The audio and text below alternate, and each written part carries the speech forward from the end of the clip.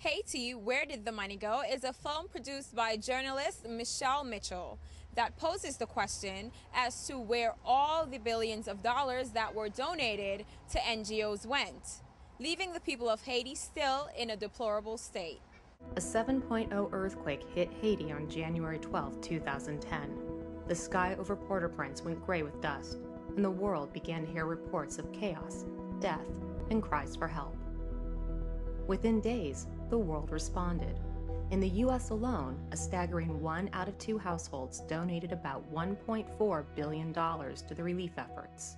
The public, the American public, was more generous for Haiti in our history, in American Red Cross, than any other single country in our entire 130-year history. People responded in a way that was completely an expression of solidarity for the first couple months. Globally, $2.2 billion was raised through private donations. New York Links attended a screening and discussion event for the movie hosted by Community to Community. The event was moderated by Mitchell with a panel of experts and commentators. So the question,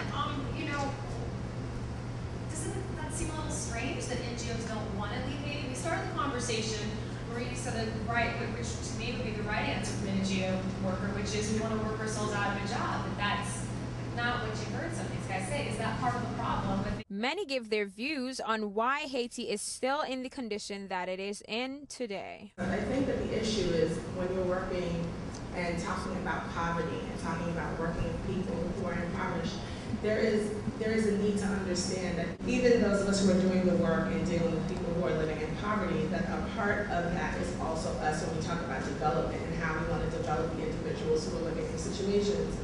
One, I think people doing the work on the ground, I do believe that the majority of them want to do good and they're there for good reason.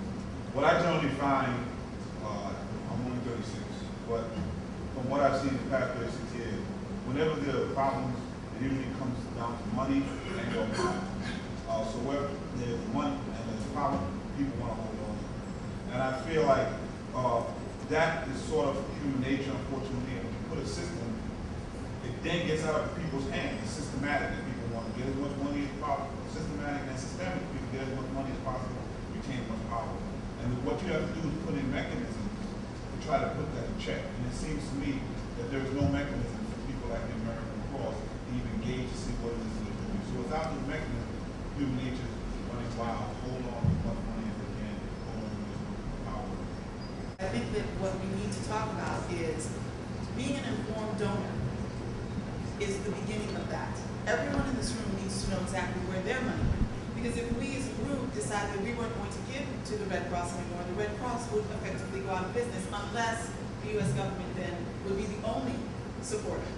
So when people say that I'm not going to give to the Red Cross or I'm not going to give to a certain organization, it does impact. Members of the audience chimed in as well, seeking solutions to help the people of Haiti. It is time for us to stop making the excuse that there are forces working against us. Obviously, we're all sitting here because we want to know what is going on in Haiti. And Councilmember, this is pressure on you. I need you to stop saying that. I would like for you to say something like, there are forces, but I'm going to work with you guys to actually make something happen. And the filmmaker summed it up succinctly as to the message in the documentary. So I had the question, which is the title of the film, which is, well, where did the money go? You had $1.4 billion donated to major charities from 1 out of 2 American households. What happened to it? Why are these people in that condition 3 months after the earthquake? I mean, little did I know what the situation would be when I finally got on the ground. So how was it making the film? How long did it take you, and what kind of challenges did you have? We had a lot of challenges, starting with the fact that we had no money. We had to get very creative with how we made it. But what was difficult and what really drove us was once we got on the ground for the first time, we were there 10 months after the earthquake, and we immediately went to a camp that you see in the film. And it was our first stop. We got out of the airport, and the first place we went was Canando.